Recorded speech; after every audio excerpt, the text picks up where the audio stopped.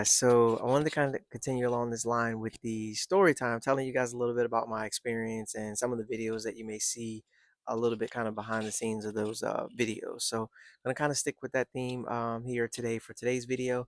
And this is going to be pretty much how I really got into tournament bass fishing. So a lot of you guys see, I got the clothing line. If you haven't checked that out, it's going to pop up on the screen here probably throughout the video. But I fish on Elite Cinco's. You guys see I fish these ton of tournaments. As you guys can see up there, I've got the trophies on the wall from the first place, fourth place, fifth place from the tournaments, guys. I've cashed checks in the Toyota Series. I had a check in my hand literally at the Bassmaster Open twice, which I hope to get back in my hands this year. But guys, there's several things that you guys can see that I've done throughout my fishing journey. But you got to ask yourself, you wonder like, for anybody that you see fishing, like where did this start? Where did you get this going? So, a lot of people that know me know kind of know my story to a certain extent, but just kind of want to elaborate. So, I hadn't been fishing my whole life. I grew up near a lake, a popular lake in Virginia called Lake Anna. I actually grew up on the lake. It was probably maybe 2 miles from my house. I could probably walk there if I wanted to.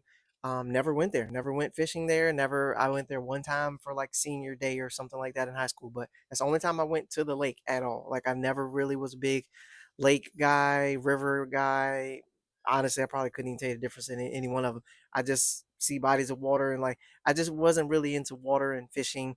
And that actually stems from there's a reason behind that. I won't go into that in this video, but there's a reason behind that. But I never just really got into fishing. I was looking for something that I could do as I got a little bit older, and I was talking to my father-in-law, my brother-in-law. That's all family. Just add a little part, but it's all my family, right? So I was talking to him, and it kind of got me into fishing tournaments. I mean, not fishing tournaments, but fishing in general. So then I kind of got hooked on fishing. I go out for hours on hours fishing for catfish, fishing for this, fishing for that, whatever the case may be, pretty much whatever bite. And I was talking to a guy one day as I was coming up fishing at the Rappahannock River. Um, he was like, "What are you fishing for?" And in my brain, I was like, "What's wrong with this guy? What do you mean? What am I fishing for?" And he was trying to imply that whatever I had on probably should match what I was looking for, right? And it just kind of, something kind of clicked then, but it didn't really click at that time. I'll be honest with you. I kind of thought the guy was. I didn't. I was like, dude, I got a fishing pole. I'm going fishing. Like whatever bites this line is kind of what I'm going for. But he kind of was trying. And that kind of in my mind started the process of kind of narrowing down a couple things. Then the place I work for ended up having a tournament, and it was like a fishing tournament. And I was like, I think I can do that. It's like 20, 25 bucks. Let me hop in this real quick. See, I love fishing. Everybody, everybody at work knows I love fishing because once I got into fishing, I was fish, fish, fish, fish all the time. Had to go fishing. Again, they had really no clue what I was fishing for. I did go fishing for trout. I got really good at catching trout, honestly, and catfish. I could pretty much guarantee I was gonna catch a catfish with the little system I had. So I got pretty good at catching catfish, trout, things like that. Hadn't really caught a bass at all. Pretty much catfish, trout, and I saw this tournament. And I signed up for it at work, and I was like, "All right, let me get into this tournament real quick. Let me just see what this is all about. It could be fun. Could have a good time on it. Didn't have a boat, didn't have anything, but they said, they'll work with you. If you don't have a boat, they can find someone to get you in a boat with, and you can go fishing." So I was excited. I was like, "Let's go. Let's do this, right?" And it was a bass fishing tournament. I didn't know about the 5 fish limit and all that kind of stuff, guys. I had no clue about any of this stuff. I just knew that I liked fishing. I had a bunch of rods I got from Walmart, and I just wanted to go fishing. So um, I end up signing up for the tournament, pay my little $20, $25, and I was like, I probably want to learn how to catch bass before I get there. I don't want to be embarrassed myself. Um, and then they sent out an email to us at work, and they were like, two of you don't have boats, so we're going to pair you with a couple of guys that are going to come down and fish the tournament with us. And the couple of guys were David Walker, BPT Bassmaster, $1 million earner, and the other guy was Mike McClellan. And I looked these guys up. I'm like, David Walker, Mike McClellan, who's these guys? Like, what's going on? So I look it up, and I'm like, David, you're gonna put me in the boat with this David Walker? What? Guys, I don't even know how to catch a bass. Like, what's I guess, I mean, now I'm like, it's a great time to learn. Let me get in there, let me catch something. But they said they'll do that for you, but you can't win anything. And honestly, at that point, I didn't have a clue about tournament fishing, making money from tournament fishing. $1 million earner. I didn't know all those things. I said it in the video just now, but I didn't know that at the time till I looked it up. And I look up his name and I start scrolling. I'm like, David, what million, 2 million from fishing? I'm out here catching catfish, to maybe make dinner. I don't know how to make dinner. I'm gonna get my brother to cook it and make some like um, that's why he does fishing. He knows how to catch fish. He can do tournament fishing, but he fishes and makes some food, right? Like, so I was like, okay, let's check this out. My brother's a heck of a fisherman, man. He's like the dude can catch fish like nobody's business, and his kids catch fish. Like, shouts out to my fam. Like he knows how to fish, right? So he's been fishing for a long time since he's a little kid. So he knew a lot of stuff about fishing. But I was like, that's all I knew about fishing: catch fish, make some dinner. Maybe bring them to something. Someone can cook them up for us, and that type of thing. It's be good. It's a good thing, right? But no, these dudes are fishing for money. And I'm like, tournament fishing, $1 million. I'm like, I can make $1 million from fishing. So I had already in my mind been looking for something I could do for like the next stage of my life. You guys know you go through life, you play sports. You can't play basketball till you're 70. I mean, I seen an old dude fillet, drop steps, fillet. Like I seen that old dude, 65, 70 years old out there hooping, but that's not the norm, right? You're not normally seeing that.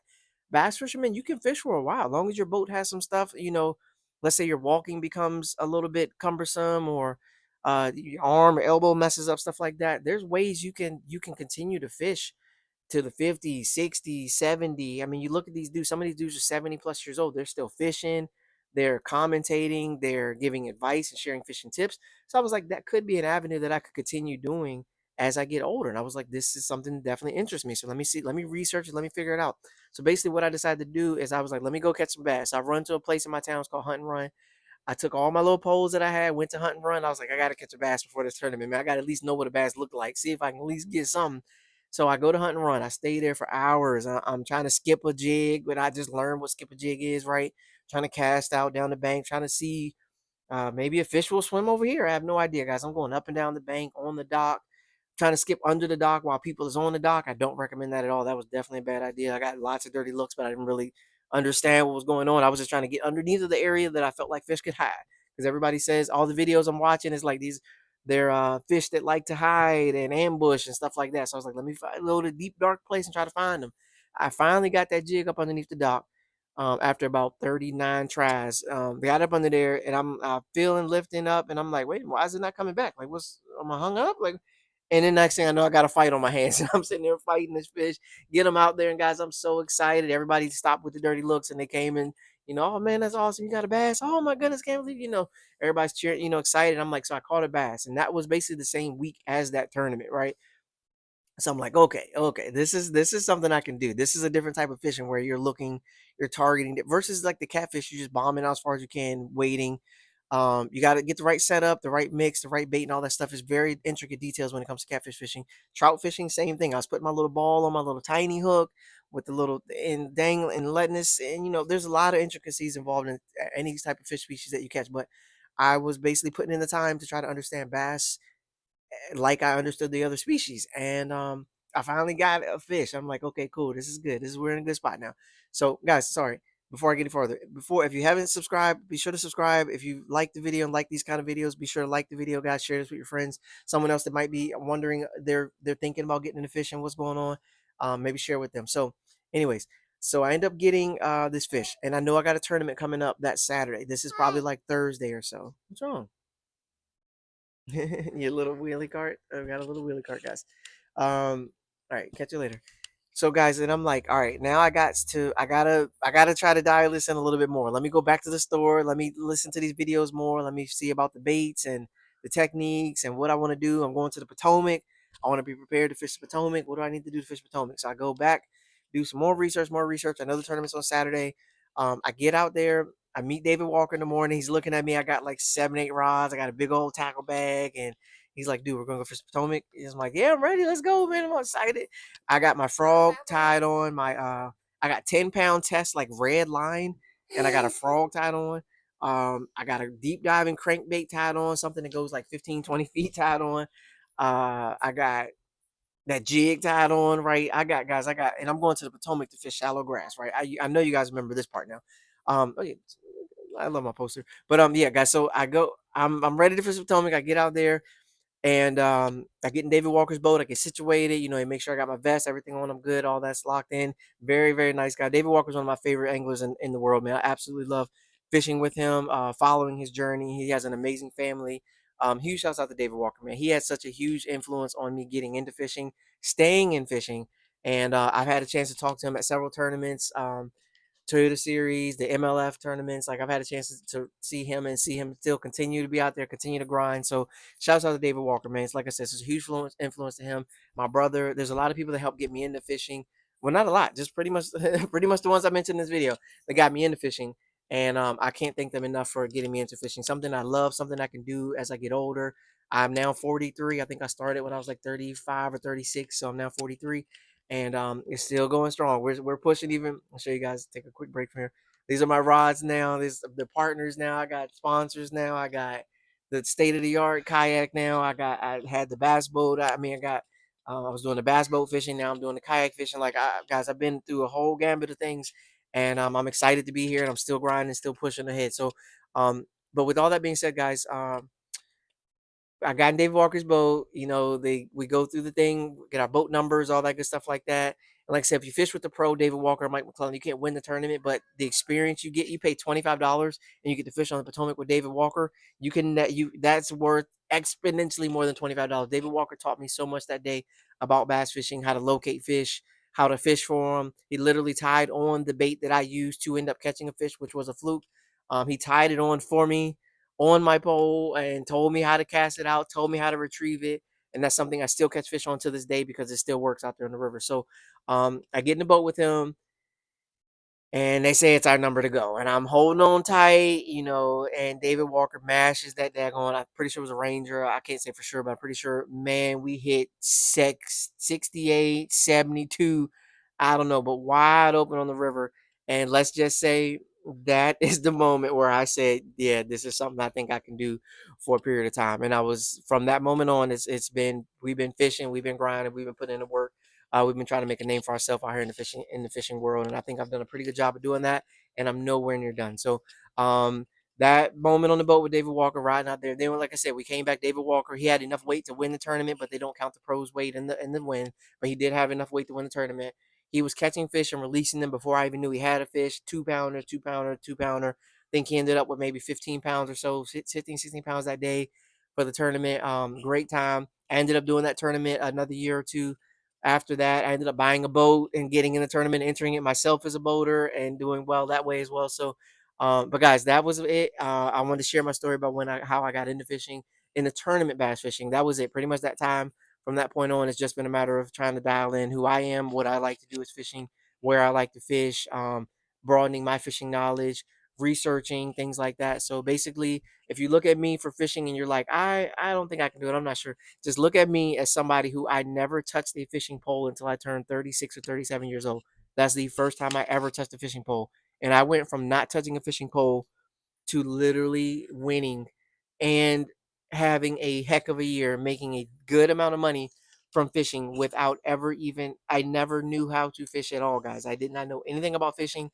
You could have put 6 different species in front of me. I wouldn't have known what none of them was. So you can basically go from that.